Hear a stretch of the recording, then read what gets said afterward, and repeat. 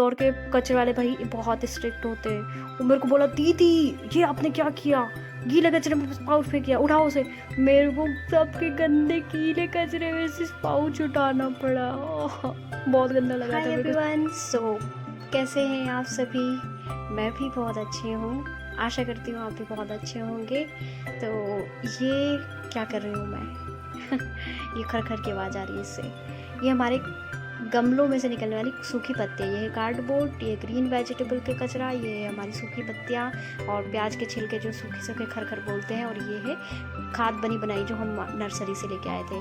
तो आज मैं बनाने जा रही हूँ घर के किचन से निकलने वाले ग्रीन कचरे से कंपोस्टिंग करने वाली हूँ, ताकि मैं घर में ही ग्रीन कचरे को भी सेव कर लूँ, कंपोस्टिंग भी हो जाए और वेस्टेज भी ना जाए, जो कि बहुत ज़रूरी चीज़ें रहती है जो कि हम मार्केट से ख़रीद के लेके आते हैं, वो वेस्ट भी ना जाए इसलिए। तो ये हमारी जो ग्रीन वेजिटेबल्स निकल रही हैं उनको मैंने बहुत बारीक बारीक काट लिया। आप इकट्ठे कर ले सब्जियों को और इस तरह से बारीक बारीक काट ले ताकि कंपोस्टिंग ईजिली हो जाए। और जैसे अब ये लौकी का जो टुकड़ा है ये तो कटेगा नहीं। और ये जो कार्डबोर्ड रहते हैं, अपने घर में कोई भी गिफ्ट्स वगैरह कुछ भी आप ऑनलाइन खरीदते हैं तो इस तरह का कार्डबोर्ड आ जाता है, उसको भी बारीक बारीक टुकड़ों में काट ले। ध्यान रखिए उसका जो पिन रहता है वो अगर आपके वो कार्डबोर्ड में है उसे ध्यान से निकालें, वो हार्म कर सकता है। और टेपिंग वगैरह कुछ भी लगी हो उसे भी निकाल दें अच्छे से, और इनको छोटे छोटे टुकड़ों में काट ले। काटने के बाद मैंने सारी चीज़ों को छोटा छोटा काट लिया, जैसे वेजिटेबल्स के छिलके हो गए, ये कार्डबोर्ड और सूखी पत्तियाँ भी जो थी वो सूखी पत्ती भी मैंने थोड़ी थोड़ी काट ली थी। अब मेरे पास एक बड़ी फैंटा की बॉटल पड़ी थी, मैंने मेरे पास क्योंकि मैं दिल्ली में रहती हूँ अकेले फ्लैट में, मेरे पास कोई ऐसी बड़ा ऐसा बॉटल वॉटल कुछ भी नहीं था, ना बकेट थी। तो मैंने सोचा कि इस बड़ी बॉटल में ही कंपोस्टिंग में करती जाऊंगी, तो एटलीस्ट ये भी फिकेगी नहीं और इसका रीयूज़ भी हो जाएगा। तो मैंने इस बॉटल में छोटे छोटे छेद कर लिए थे फॉक को गर्म करके, और मैंने इसको, ये छोटा मुंह था तो मेरे से नहीं जा रहा था, मैं सोच रही हूँ इसे काट देती हूँ। इसका मुंह ऊपर से काट दूँगी ना तो ये कचरा बहुत आसानी से चला जाएगा। तो चलो ठीक है, इसे काट लेते हैं। और ये काटने में मेहनत बहुत ज़्यादा लग रही, खरखर की आवाज़ भी आ रही थी। मैंने आवाज़ को यहाँ पर हटा दिया है, मैंने इसे काट लिया। हाँ, ये मेरा ट्राइपॉड भी रखा है क्योंकि शूटिंग भी तो चल रही थी ना बाबा, तो इससे शूटिंग नहीं थी, मैंने छोटे मिनी ट्राइपॉड से शूटिंग की थी बाय द वे। तो ये मैंने काट लिया फाइनली। खर बहुत आवाज़ आई थी पर मैंने काट लिया फाइनली। अब कचरा बहुत अच्छे से इसमें यूज़ होगा। तो वैसे मैंने इस बॉटल को यूज़ इसलिए किया, ऐसा नहीं है कि मैं कुछ बड़ा नहीं लेके आ सकती थी, क्योंकि मुझे इसे रीयूज़ करना था, फेंकना नहीं था कचरे में। फेंकती कहीं जाके ये इकट्ठा होता और फालतू में पोल्यूशन करता, ये एनवायरनमेंट के लिए सही नहीं होता। तो मैं इसमें कचरा कंपोस्टिंग के लिए बना दूँगी, रखा रहेगा एक साइड, तो वो ज़्यादा अच्छा रहेगा। अब ये है हमारी मिट्टी।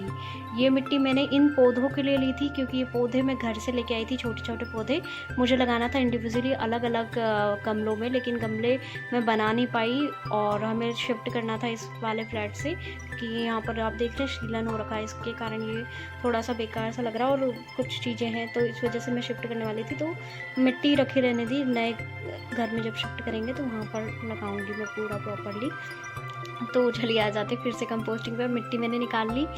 तो आपको बेसिकली डेली अपने घर का कचरा इकट्ठा, अब जैसे रहता है कि घर का कचरा डेली इकट्ठा नहीं कर सकते, बदबू आती है, तो थोड़ा उसे खुला रख दे, क्योंकि वेजिटेबल का कचरा है वो बदबू नहीं मारेगा इतनी जल्दी।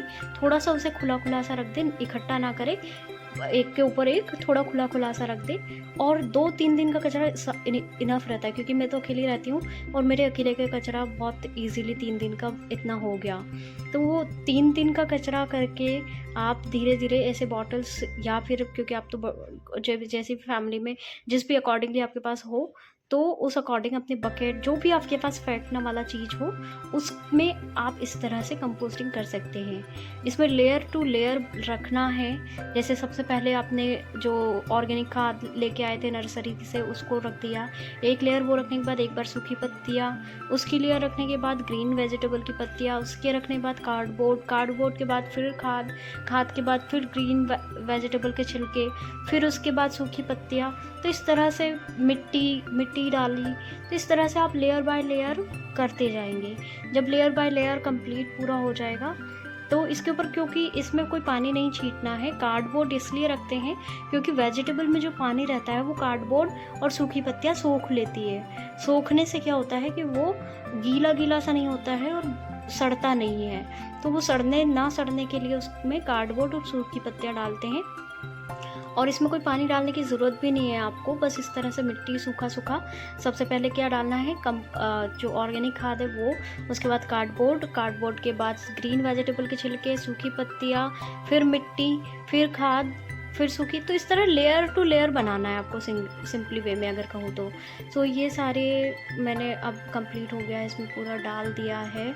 और ये मैंने थोड़ा सा मतलब क्या कि बाहर धूप में रख रखा था, क्योंकि ये इतना सारा कचरा इकट्ठा होता है ना, तो घर में अंदर इतनी वो नहीं रहती है। तो मैं अब बात करें कंपोस्टिंग का, ख्याल मेरे माइंड में आया कैसी। तो मैं ना 2000 एग्जैक्ट 18 जनवरी 18 से मैं 2021 समथिंग तक मैं इंदौर में रही।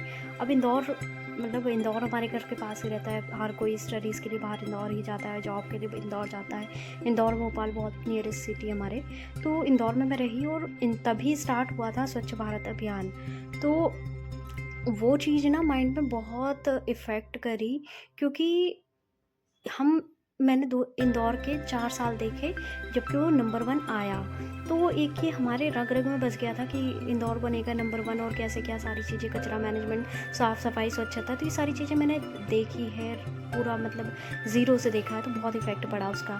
धीरे धीरे ना इंदौर के लोग ना, मतलब हमारे इंदौर में क्या होता है कि कचरा गाड़ी जो आती है, तो वो कचरा गाड़ी में सूखा कचरा, गीला कचरा, सैनिटरी पैड, इलेक्ट्रॉनिक के जो टुकड़े रहते हैं ख़राब, वो सारी चीज़ें अलग अलग बॉक्सेस रहते हैं, उनमें अपने को डालना होता है। एक बार पता है क्या होता है कि मेरे घर का कचरा निकाल के फेंका, और इसमें ना गीले कचरे में शैम्पू, क्योंकि मेरा बाथरूम और मेरा किचन आसपास में था, तो कचरा गलती से शैम्पू का पाउच गीले कचरे में चला गया, और वो गीला कचरा किचन का खाना पीना सड़ा हुआ वो मैंने फेंका कचरे की उसमें, गीले कचरे में। अब गीले कचरे में फेंका, और वो इंदौर के कचरे वाले भाई बहुत स्ट्रिक्ट होते हैं, वो मेरे को बोला, दीदी ये आपने क्या किया, गीले कचरे में पाउच फेंक किया, उठाओ उसे। मेरे को सबके गंदे गीले कचरे में से पाउच उठाना पड़ा।